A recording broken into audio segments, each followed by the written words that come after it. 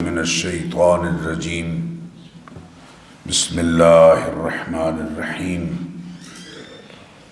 قال اللہ تبارک و تعالی یا بنی آدم قد انزلنا علیکم لباسا یواری سوآتکم وریشا ولباس التقوی ذالک خیر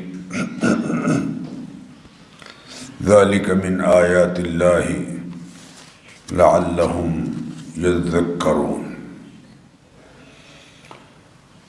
صدق اللہ العظیم۔ محبت سے درود شریف پڑھ لیجئے سب حضرات۔ اللہم صلی۔ بہت محترم بزرگوں اور عزیز بھائیوں ساتھیوں،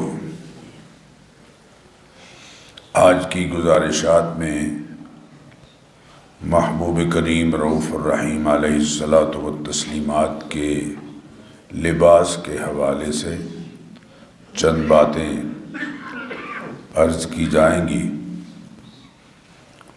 لباس کے حوالے سے سب سے پہلے تو سورہ اعراف کی آیت نمبر 26 ہمیشہ ہمارے پیش نظر رہنی چاہیے۔ ارشاد باری تعالی ہے یا بنی آدم قد انزلنا علیکم لباسا یواری سوآتکم وریشا ولباس التقوی ذالک خیر ذالک من آیات اللہ لعلہم یذکرون۔ اے آدم کے بیٹو، یعنی اے نسل انسانی،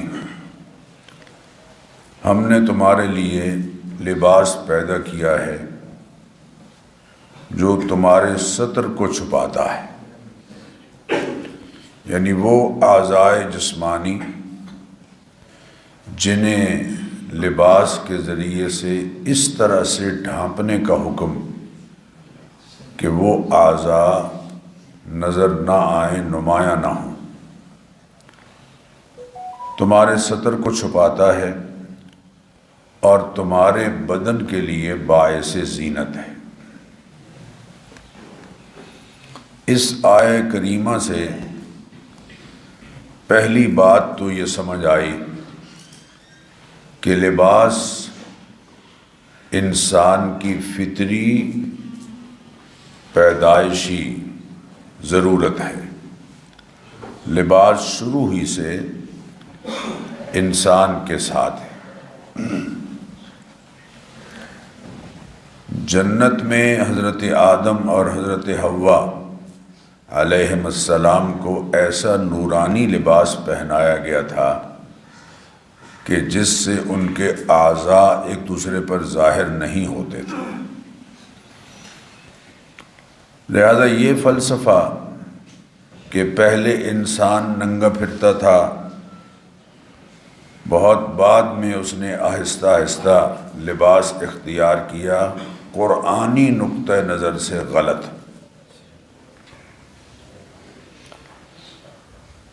وَلِبَاسُ التَّقْوَى ذَلِكَ خَيْرٌ، دینداری کو لباس کی طرح اپنی ضرورت کا درجہ دے لینا یہ بہت بہتر ہے۔ یہ لباس سب سے بہتر ہے اور ضروری ہے۔ میرے محترم بزرگوں، اس آیہ کریمہ سے یعنی سورہ اعراف کی آیت نمبر 26 سے لباس کے دو فنکشن ہمارے سامنے آتے ہیں اور سمجھ آتے ہیں۔ پہلا یہ کہ لباس قابل شرم اعضاء کو ڈھانپے، ظاہر نہ ہونے دے، اور دوسرا یہ کہ انسانی جسم کو شائستہ بنائے، دکھائی دے۔ انسان کا جسم لباس باعث زینت و جمال ہو۔ سورہ نحل میں ارشاد باری تعالی ہے وَجَعَلَ لَكُمْ سَرَابِيلَ تَقِيكُمُ الْحَرَّ وَسَرَابِيلَ تَقِيكُمْ بَأْسَكُمْ۔ کذالک یتم نعمتہ علیکم، ہمارے انعامات میں سے ایک انعام یہ بھی ہے کہ ہم نے تمہیں سردی گرمی سے بچاؤ کے لیے لباس عطا فرمایا ہے۔ کذالک یتم نعمتہ علیکم لعلکم تشکرون، یہ جملہ اس بات کو سمجھا رہا ہے لعلکم تسلمون، کہ لباس اللہ تعالیٰ کی نعمتوں میں سے ایک نعمت ہے، اور یہ فرمایا کہ لعلکم تسلمون، تاکہ تم حکم ماننے والے بن جاؤ زندگی کے ہر معاملے میں، خصوصاً لباس کے حوالے سے اللہ تعالیٰ کا حکم ماننا ہے۔ صاحبان علم، محدثین اور فقہا نے لباس کے مختلف درجات بیان فرمائے ہیں۔ پہلا درجہ ہے واجب، جو عملاً فرض ہے۔ دوسرا درجہ مستحب کا ہے۔ تیسرا درجہ حرام لباس کا ہے۔ چوتھا درجہ مکروہ کا ہے، اور پانچواں مباح، یعنی جس کا پہننا جائز ہے۔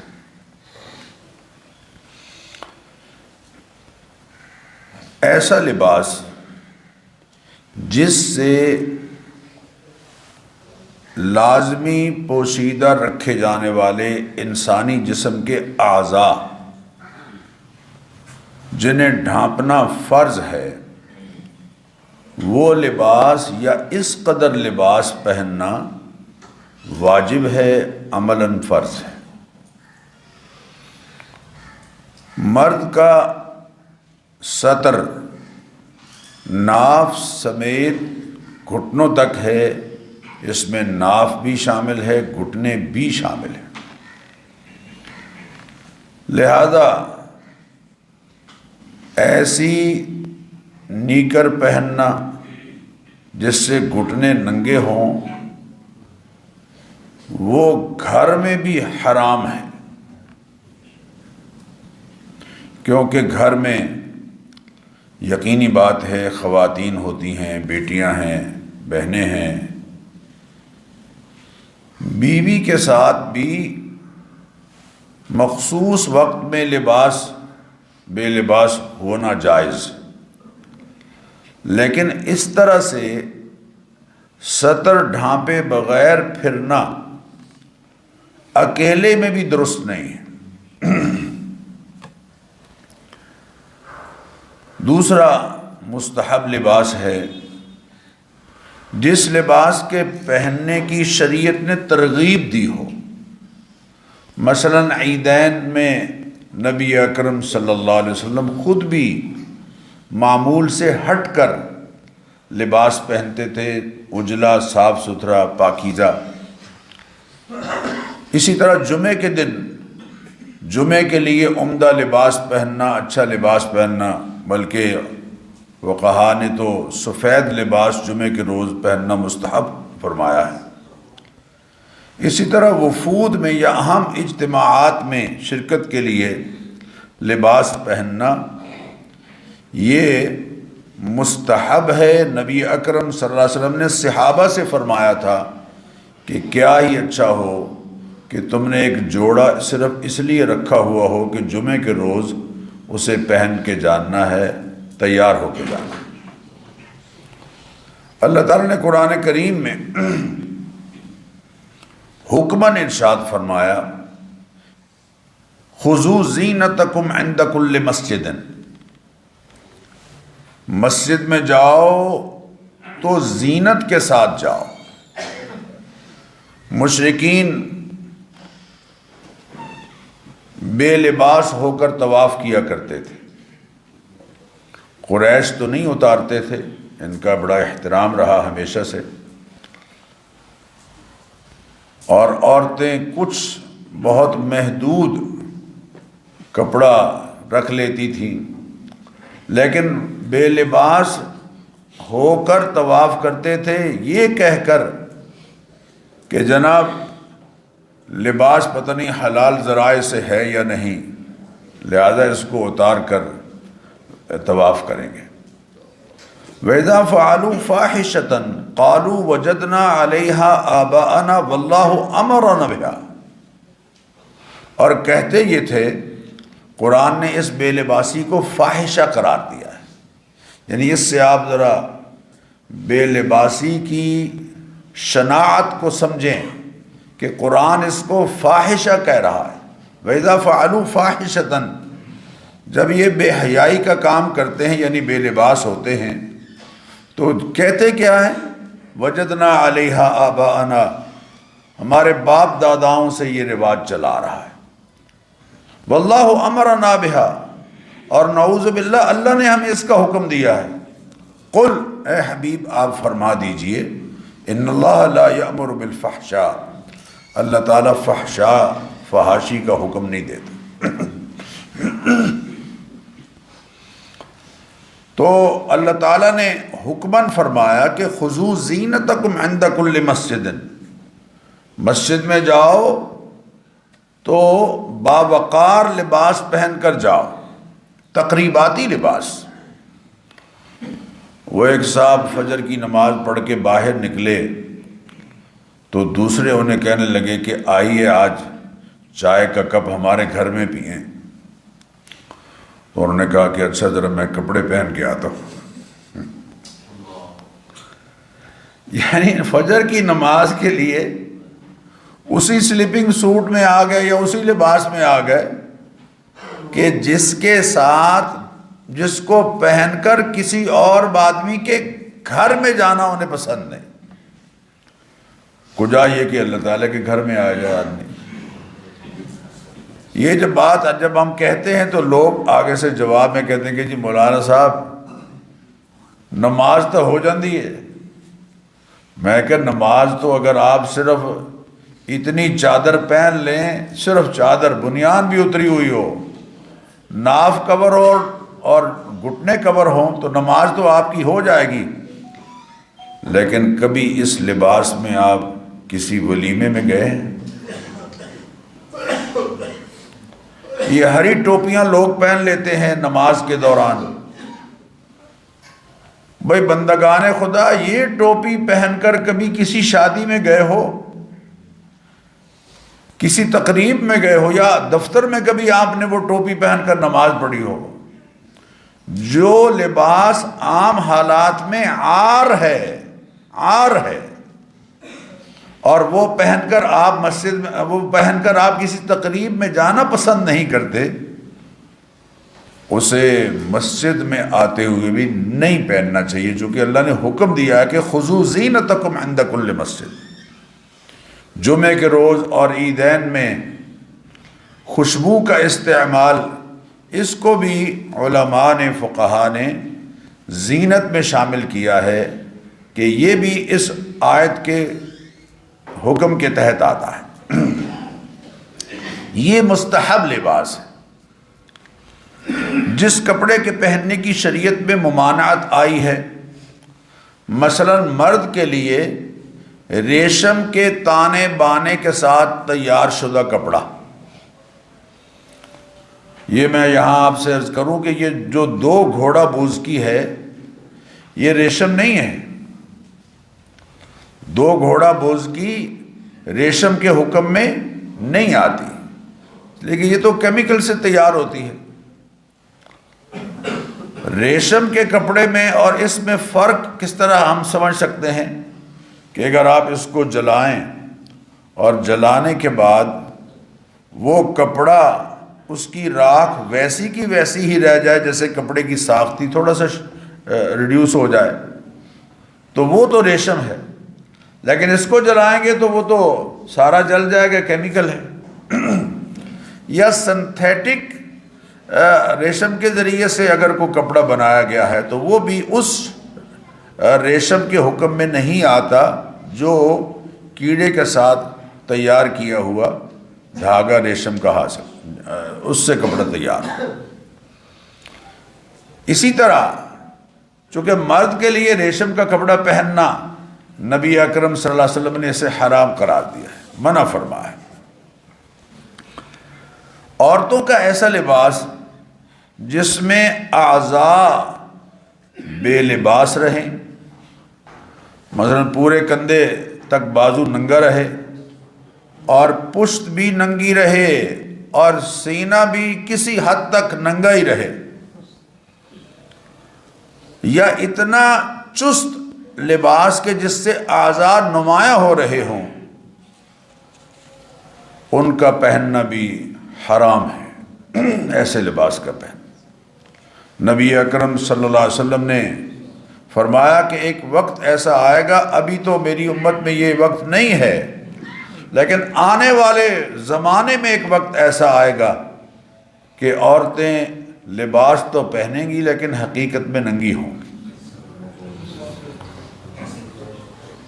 وہ جنت کی خوشبو بھی نہیں پائیں گے۔ حضرت حذیفہ فرماتے ہیں نہانا النبی صلی اللہ علیہ وسلم ان نشرب فی آنیۃ الذہب والفضہ وان نأکل منها وان لبس الحریر وان نجلس علیہ۔ فرماتے ہیں نبی کریم علیہ الصلاۃ والتسلیمات نے ہمیں اس بات سے منع فرمایا ہے کہ ہم سونے چاندی کے برتنوں میں کھائیں پئیں، سونے چاندی کے برتنوں میں کھانا پینا اس سے منع فرمایا، اور ریشم کے پہننے سے منع فرمایا، اور ریشم کی چادر کہیں بچھی ہوئی ہو تو اس پر بیٹھنے سے منع فرمایا۔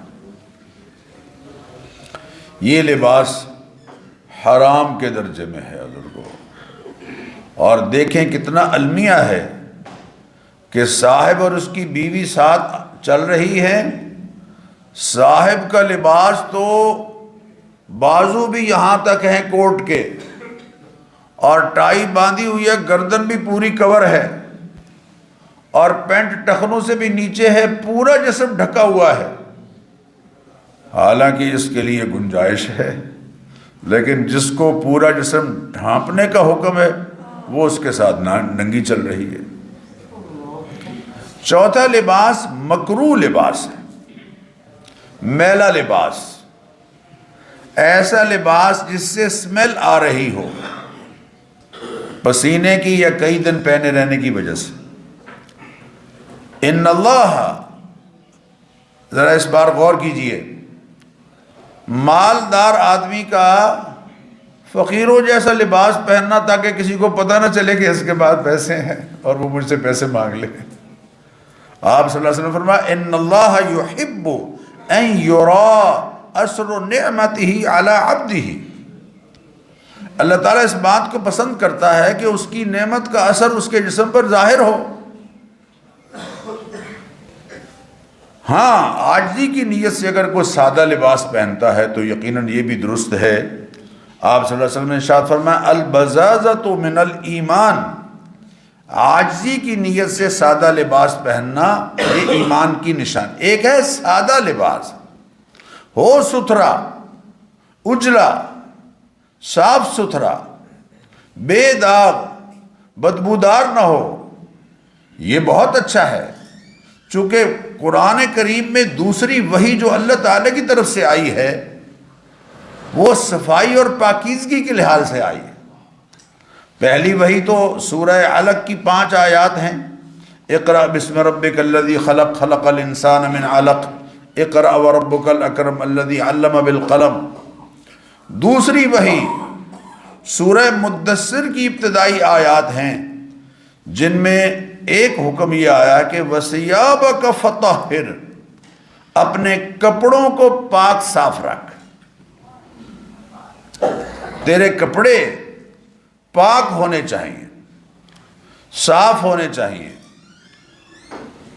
ان پر پیشاب کے چھینٹے نہ پڑیں، وہ بدبودار نہ ہو جائیں، میلے نہ ہوں۔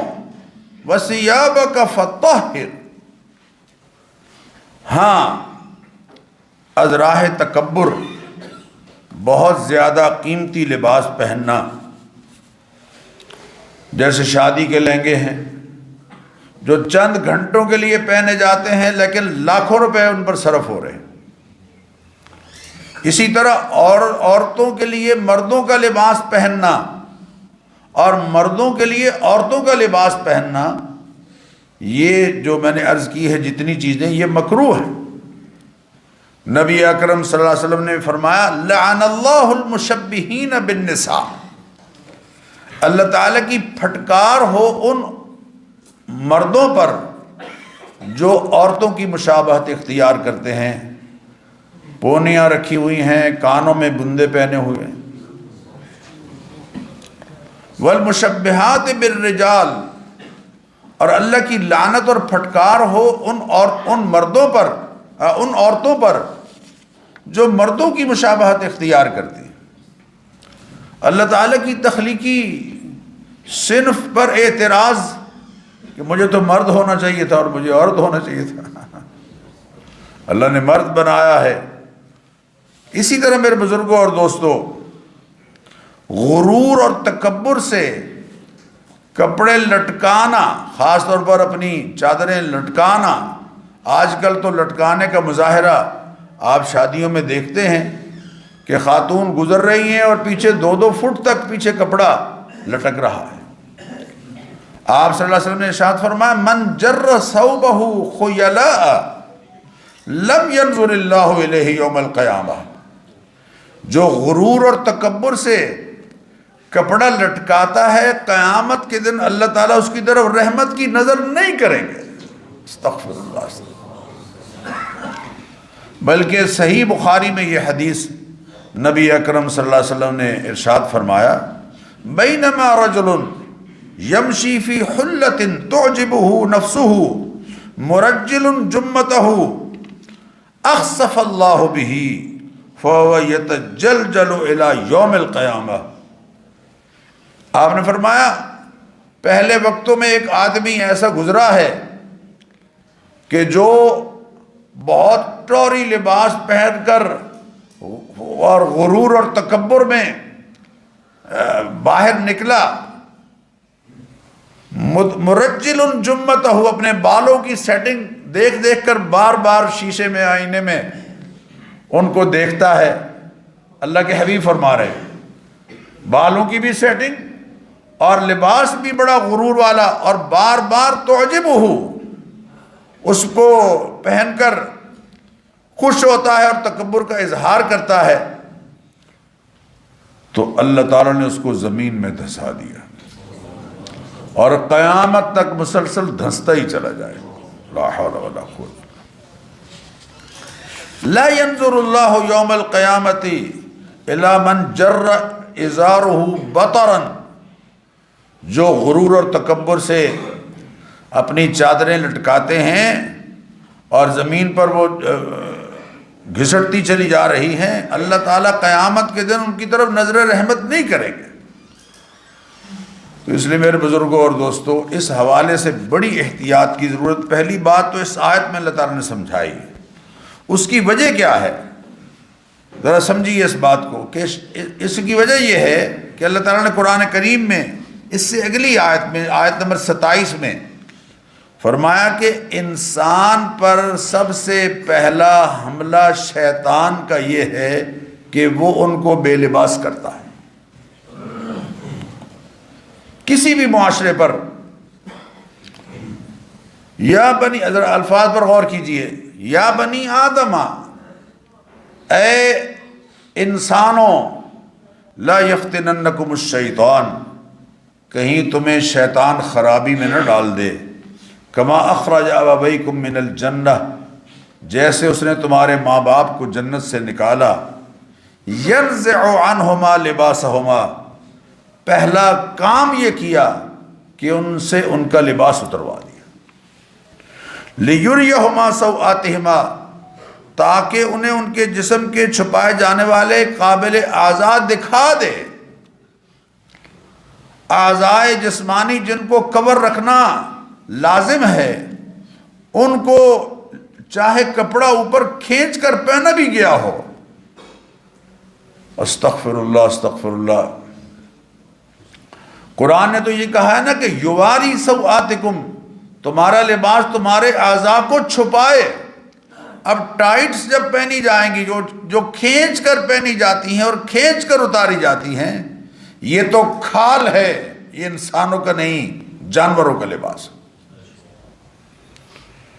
کیونکہ قرآن نے کہا تسر الناظرین، ان کی کھال دیکھنے والوں کو خوش لگتی ہے۔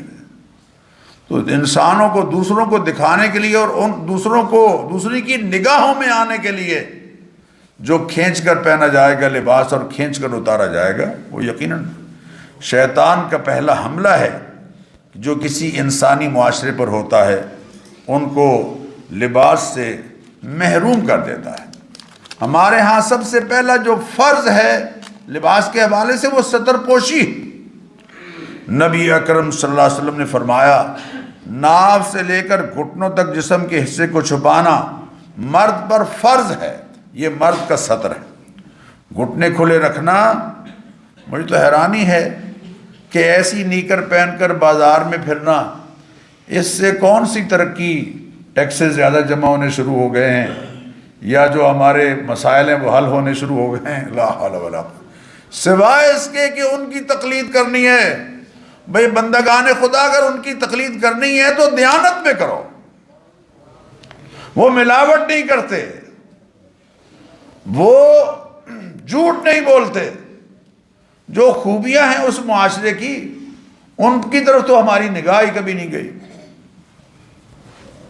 اور عورت کا ستر اس کا سارا جسم ہے سوائے چہرے اور دونوں ہتھیلیوں اور بازوؤں کے، کہ یہ اعضاء محرم مردوں یا بچوں کے سامنے ظاہر کر سکتی ہے، غیر محرموں سے تو انہیں بھی پوشیدہ رکھنا بہتر ہے۔ سر، گردن، بازو، پنڈلیاں کھلی رکھنا یہ جائز نہیں۔ نبی اکرم صلی اللہ علیہ وسلم نے فرمایا کسی بالغ عورت کی نماز دوپٹے کے بغیر نہیں ہوتی، ایسا دوپٹہ جس میں بال نظر نہ آ رہے ہوں۔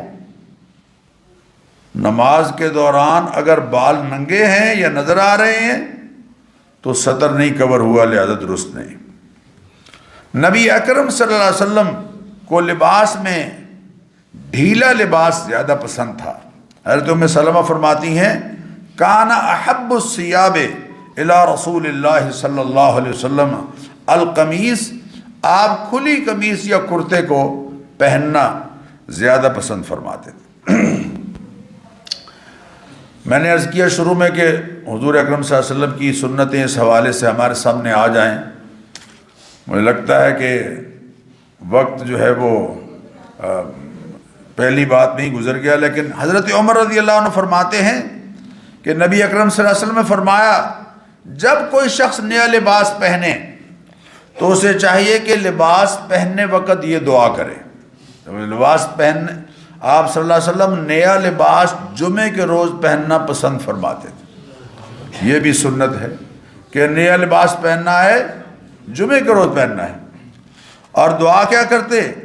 الحمدللہ الذی کسانی ما اواری بہ عورتی واتجمل بہ فی حیاتی، اللہ کا شکر ہے کہ اس نے مجھے ایسا لباس دیا ہے کہ جس سے میں اپنا ستر چھپاؤں اور زینت حاصل کروں۔ نیا لباس پہن کر پرانے لباس کو غرباء اور مساکین میں صدقہ کر دیتے تھے۔ ثم عمد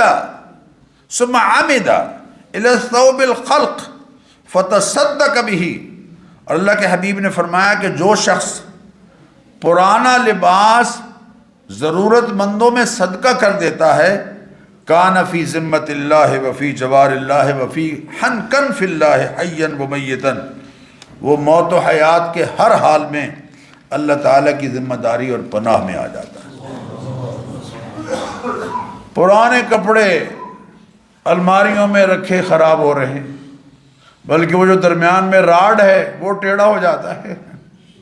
او بندگان خدا، جب نہیں پہننے تو یہ جو 20 30 جوڑے اور خواتین کے 50 60 جوڑے یہ وارڈروب میں پڑے ہیں، ان کو خیرات کرو، خاص طور پر ان دنوں میں جبکہ سیلاب زدگان کو لباس کی بھی بڑی ضرورت ہے۔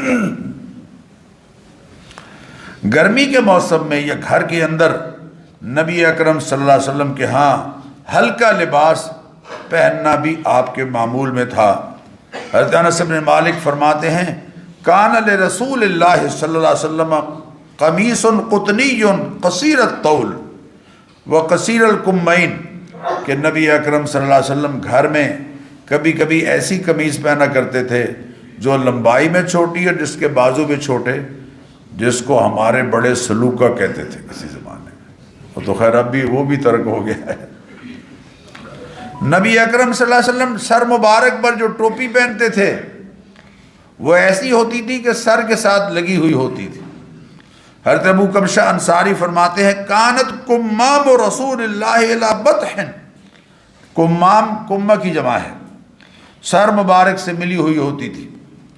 آپ صلی اللہ علیہ وسلم کا معمول نیا لباس پہنتے وقت کیا تھا؟ اذا استجد ثوبا، جب کوئی نیا لباس پہنتے، سماہ باسمہ قمیصا کان او ازارا او عمامۃ، تو سب سے پہلے اللہ تعالیٰ کا شکر ادا کرنے کے لیے اس کپڑے کا نام لیتے کہ میں کرتا پہننے لگا ہوں، میں شلوار پہننے لگا ہوں، میں پگڑی باندھنے لگا ہوں۔ پھر دعا کرتے اللہم لک الحمد انت کسوتنی، اے اللہ تیرا شکر ہے کہ تو نے مجھے لباس پہنایا ہے۔ اسألک من خیرہ و خیر ما صنع لہ واعوذ بک من شرہ و شر ما صنع لہ، اور اے اللہ ہر وہ خیر کے جو اس لباس کے ساتھ ہے میں تجھ سے مانگتا ہوں، اور ہر وہ مقاصد شر کے جن کے لیے یہ لباس پہنا جاتا ہے اے اللہ میں ان سے تیری پناہ مانگتا ہوں۔ اگلی بات بھی بہت غور طلب ہے۔ حضرت ابو بصرہ فرماتے ہیں کان اصحاب رسول اللہ صلی اللہ علیہ وسلم اذا رأى احد على صاحبه ثوبا قال تبلا ويخلف اللہ، صحابہ کے ہاں معمول یہ تھا جب کسی کو لباس پہنتا ہوا، نیا لباس پہنتا ہوا دیکھتے کہ نئے کپڑے پہن کے آیا ہے، تو یہ کیا کرتے تھے اللہ کرے یہ تیرے ساتھ ہی پرانا ہو، اور جب پرانا ہو تو اللہ اس کے بدلے میں تجھے نیا لباس دے۔ سبحان اللہ۔ ہم کیا کرتے ہیں کہ کسی کو نئے لباس میں دیکھتے ہیں بڑا ٹوری پہ کپڑے پائے نا، ہاں جی کہاں سے لیا ہے، کہاں سے سلوایا ہے؟ بھائی بندہ خدا جو سنت عمل ہے، جو صحابہ کرام کا معمول رہا ہے، اس کو اپنی زندگی میں اپنائیں۔ نئے کپڑے کسی نے پہنی ہے ماشاءاللہ، اللہ مبارک کرے، پرانے کرو انہیں، اور جب پرانے ہو جائیں تو اللہ تمہیں ان کی جگہ نیا لباس عطا فرمائے۔ یہ ہے صحابہ کی سنت۔ میں نے عرض کیا کہ نیا لباس نبی اکرم صلی اللہ علیہ وسلم جمعے کے روز پہنا کرتے تھے۔ حضرت انس بن مالک فرماتے ہیں کان النبی صلی اللہ علیہ وسلم اذا استجد ثوبا لبسہ یوم الجمعہ، جب کوئی نیا لباس پہننا ہوتا تو جمعے کے روز، کیونکہ جمعہ چھوٹی عید ہے مسلمانوں کی تقریبات اور مسلمانوں کی شادیاں اور مسلمانوں کا لباس وغیرہ، یہ ساری چیزیں جو ہیں ان میں نبی اکرم صلی اللہ علیہ وسلم کی تعلیمات کو پیش نظر رکھنا ہے۔ لباس اچھا ہونا چاہیے۔ احسنوا لباسکم، آپ صلی اللہ علیہ وسلم نے فرمایا کہ لباس تم اس کو اچھا رکھو۔ اچھے سے مراد یہ ہے کہ اگر قیمتی کوئی لباس پہنتا ہے بشرطے کہ غرور اور تکبر کی نیت نہ ہو تو وہ پہننا بھی جائز ہے۔ چنانچہ حمیر یمن کے بادشاہ نے آپ صلی اللہ علیہ وسلم کو ہدیتاً ایک مکمل جوڑا بھیجا جو 35 اونٹ خرید کر حاصل کیا گیا تھا۔ اللہ اکبر اللہ۔ نجاشی بادشاہ نے بھی آپ کو قمیص بھیجی۔ صحابہ کرام رضوان اللہ علیہ مجمعین بھی کبھی کبھی لباس مختلف آپ کی خدمت میں پیش کیا کرتے تھے۔ آپ صلی اللہ علیہ وسلم کی چادروں کے رنگ بھی سیرت کتابوں میں محفوظ۔ میں کہتا ہوں اللہ نے اس امت پر یہ کرم کیا ہے کہ اس نے اپنے حبیب کریم علیہ السلام کے ایک ایک عمل اور ایک ایک سنت کو محفوظ کیا ہے، حتیٰ کہ صحابہ، صحیح بخاری میں پڑھ رہا تھا آج ہی کہ نبی اکرم صلی اللہ علیہ وسلم کے صحابی کہہ رہے ہیں کہ میں نے حضور اکرم صلی اللہ علیہ وسلم کے سر مبارک اور داڑھی مبارک میں کل 20 کے قریب سفید بال دیکھے۔ جس امت نے اتنی احتیاط کی ہے اس کے ہاں حضور کی سیرت کیسے مخفی ہو سکتی ہے؟ عیسائی حضرت عیسیٰ علیہ السلام کی زندگی کے 80 دن محفوظ کر سکے بس، لیکن اس امت کو یہ شرف حاصل کہ چادروں کے رنگ تک پورے بتائے گئے۔ آپ صلی اللہ علیہ وسلم نے سفید چادر بھی پہنی، سیاہ رنگ کی دھاری دار چادر پہنی۔ حضرت عائشہ فرماتی ہیں کہ یہ چادر جب آپ اوڑھتے تھے تو سفید رنگ سے اس چادر کی سیاہی اور اس کی سیاہی سے آپ کی سفید رنگت کو 4 چاند لگ جاتے تھے۔ حضرت جابر ابن سمرہ نے نبی اکرم صلی اللہ علیہ وسلم کو ایک سرخ رنگ کی دھاری دار چادر میں دیکھا۔ وہ جو کئی دفعہ یہ بات سنائی علماء نے، فرماتے ہیں فَجَعَلْتُ أَنظُرُ إِلَيْهِ وَإِلَى الْقَمَرِ، میں نے اس حال میں حضور کو دیکھا، چادر اوڑھی ہوئی ہے، اوپر 14ویں کا چاند چمک رہا ہے، کبھی آپ کی طرف دیکھتا ہوں کبھی چاند کی طرف دیکھتا ہوں، دیکھتا رہا۔ فَلَهُوَ أَحْسَنُ فِي عَيْنِي مِنَ الْقَمَرِ، اللہ کی قسم حضور کا چہرہ انور چاند سے بھی زیادہ حسین نظر آتا۔ کہتا چاند سے تشبیہ دینا یہ بھی کوئی انصاف ہے؟ چاند کے چہرے پہ چھائیاں، میرے مدنی کا چہرہ صاف۔ آپ صلی اللہ علیہ وسلم نے پگڑی مبارک بھی پہنی، سفید رنگ کی بھی پہنی، کالے رنگ کی بھی پہنی۔ آپ کی ٹوپی مبارک سفید رنگ کی ہوتی تھی، اور شامی ٹوپی بھی آپ نے پہنی ہے جو قدرے اٹھی ہوئی ہوتی تھی، بلکہ آپ کی ٹوپیاں 3 طرح کی ہوتی تھیں۔ آپ نے کنٹوپ بھی، جس کو بڑا وہ بھی ایک موقع پر پہنا، بلکہ ضرورت کے مطابق پہنا ہے۔ سردیوں میں اونی جبہ جس کے کئی رنگ ہوتے تھے ان کو استعمال کیا۔ سونے کی انگوٹھی پہننے سے منع فرمایا، واللہ لا البسہ ابدا۔